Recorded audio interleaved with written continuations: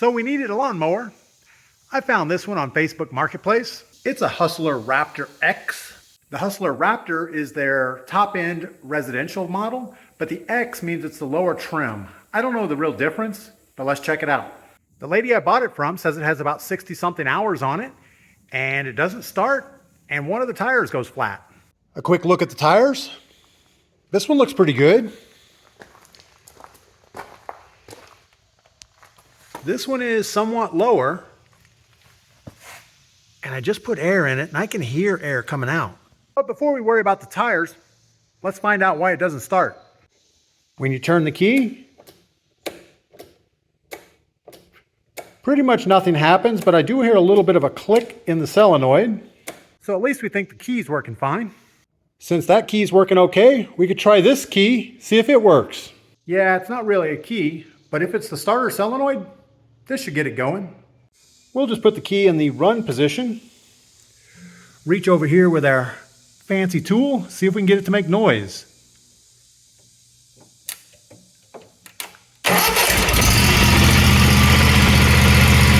Definitely at the starter solenoid. That should be about a $20 fix. So we have the old solenoid out, and I wasn't able to find an exact replacement for it. But I found this one for a Club Cadet, got it bolted in. The difference being the old one had 2 bolts. The new one has a little tab on this side that happened to line up with the bolt hole, and I put 1 bolt in it. Perfect. And now if we turn the key, it makes all the noise it's supposed to. So that's good. So the only other electrical thing we need to worry about is this PTO engage, which actually starts the mower deck when the engine's running. To do that, we need to put the seat back in the correct position, just to make sure that works. All right, the seat just folds back. There's nothing to secure it. Man, that is a nice looking seat. But over here on the control side, we're gonna go ahead and start the mower. And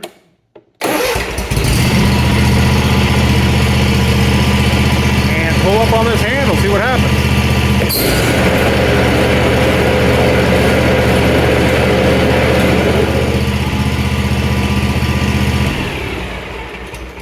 So other than the tire that's a little bit low on wind, we have a fully functioning lawnmower. So when I saw this show up on Facebook Marketplace, I first did some looking online, and based on some comparable models, it looks like a brand new one you can pick up for about $4,000 to $4,200. The lady that had this one says it has 60 hours on it. And if we look at the meter, it has 69 hours. So based on used equipment, what would this thing be worth? It doesn't start, it has a flat tire, and we don't really know anything about it. So I offered her $1,200. Seems pretty low, doesn't it? Also, the lady didn't know where the grass chute was. So if we want that part, we have to buy it. And after a little bit of back and forth, $1,400 is what we settled on. I loaded it up in the mini truck, and here it sits in all its glory. Now that we have the mower functioning, let's find out why this tire keeps going down.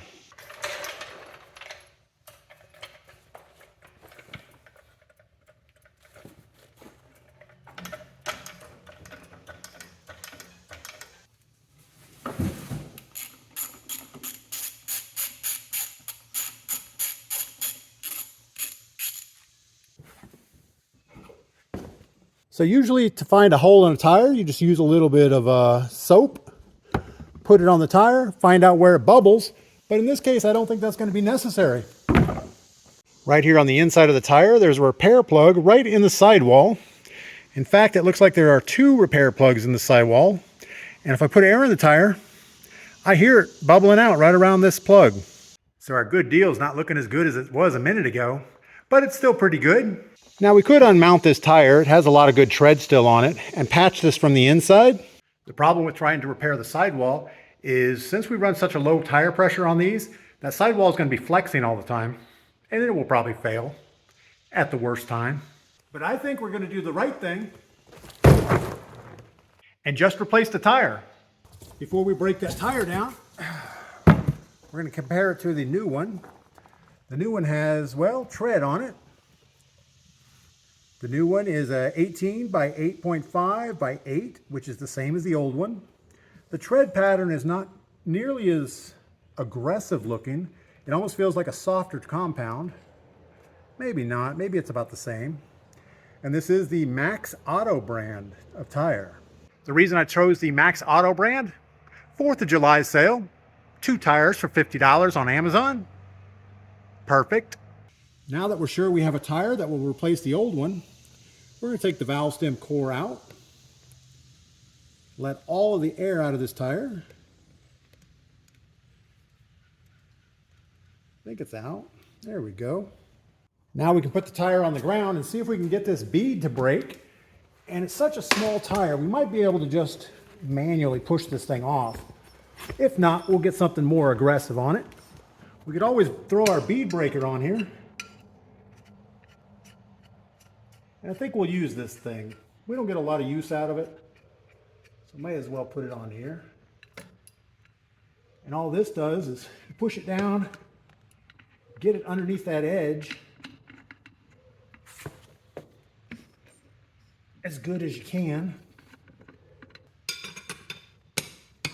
So we'll tighten this underneath the edge of the rim.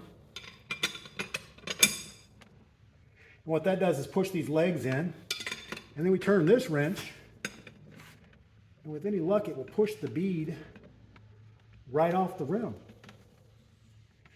We use this on our 20-inch dump truck tires, and it worked pretty good. And that should just about do it. There we go. And that drops off all the way around. Perfect. And now we're going to go ahead and work this side off of the rim. And one key thing is, see how this rim has a little step down and then it steps up? That little gully is what's going to help get the wheel off. So as you push down on one side, getting the tire into this gully, the other side should be able to stretch over the top of the wheel. Just like that. Now, in order to not lose what we've already done here, I'm going to use a rag and a pair of vice grips. We're just going to put the rag in the gap that we've created.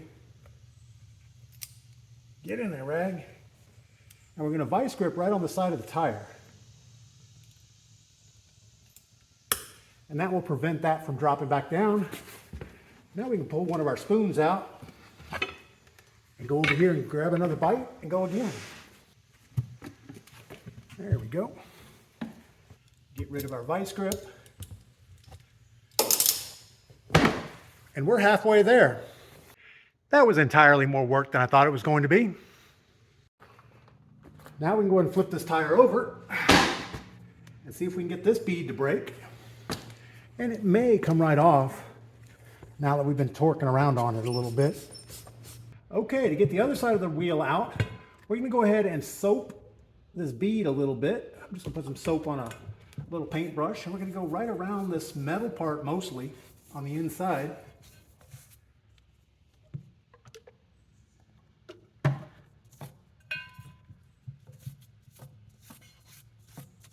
And that should help slide this wheel out of here. All right, let's see if that's enough to get it done. We should just be able to push it to the side and pull on the wheel. Give it a little persuasion here. Put our tire spoon in and give it some sweet loving. There we go.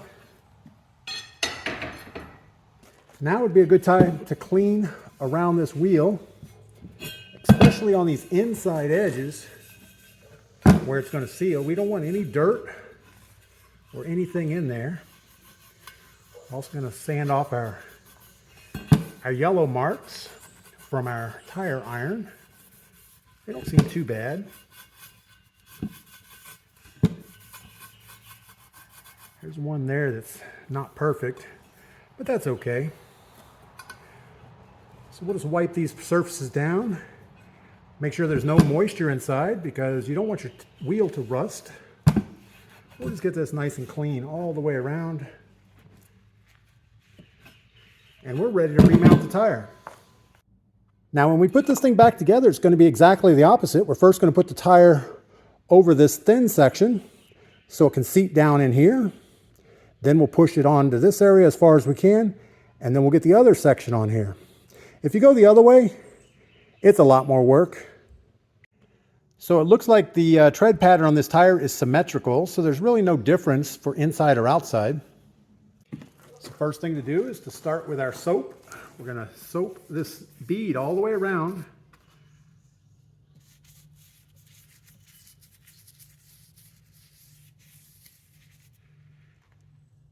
And we're also going to soap the metal part around the wheel here, just to give us every advantage on getting this thing on there. Perfect. All right, so we're gonna put the narrow side down into the wheel or down into the tire. Spin it around, see if we can get it to go in on its own. And if not, we're gonna put the spoon right on the side here, see if we can get some more of it in there. You don't want to try to get it all at once, because you don't want to break the edges.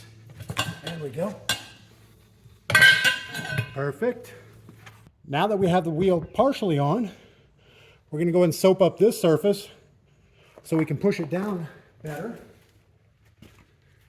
To do that, we'll just put the soap on here all the way around.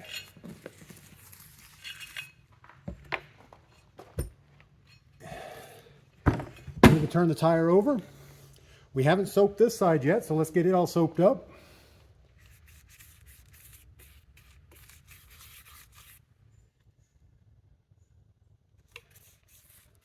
Now this isn't anything fancy. This is just a biodegradable cleaner. Basically soap.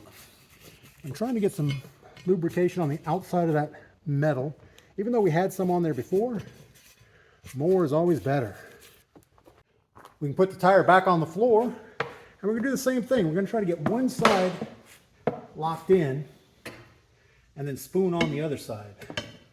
So if we can get one side down and we can get more than half of the tire on there, we're ahead of the game.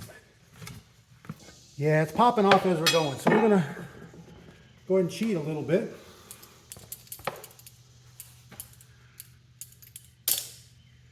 We're going to fold over our rag a couple times so we don't mess up the rim. And we're going to put our vice grips right on this edge.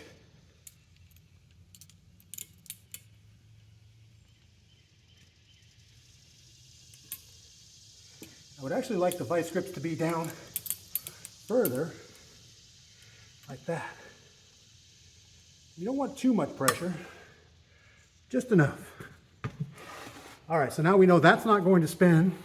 So we can put some body weight over here, get it about halfway.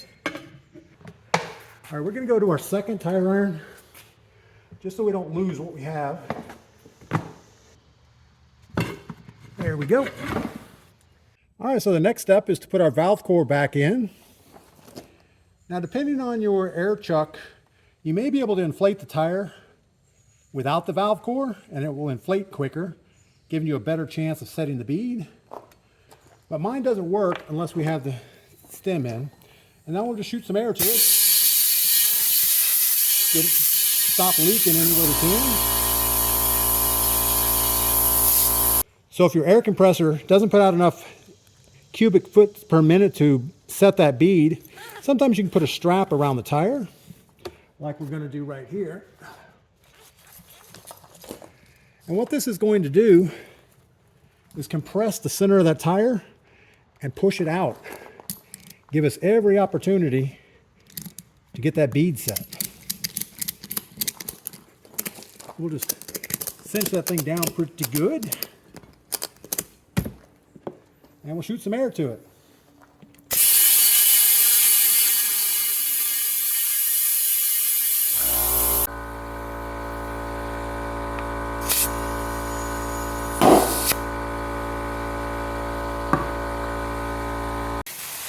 All right, now we'll wash the tire off a little bit, get all the soap off of it.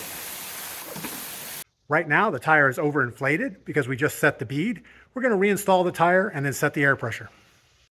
And since we have the wheel off, we're going to go ahead and wipe down this axle. Looks pretty good, and put some new grease on it.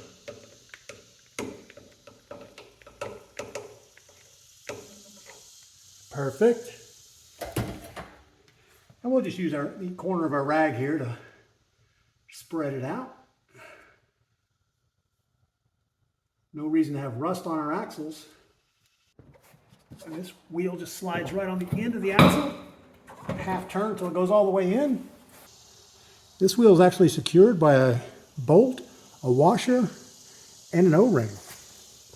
We'll put those back in the correct order. Righty-tighty, and perfect. And that's it. One new tire mounted on our Hustler Raptor X model Facebook Marketplace mower. Since we're still feeling pretty good, we're going to go ahead and take this other side off. At least we can have our tires matching. All right, and just like that, we have our other tire on. Now that is one good looking rig right there. So at the end of the day, we have $1,400 for the mower, $20 for a start relay, $50 for a pair of tires, and about 2 hours worth of work. Was it worth it? I think so. You guys get outside, do something fun. Come back and tell me about it.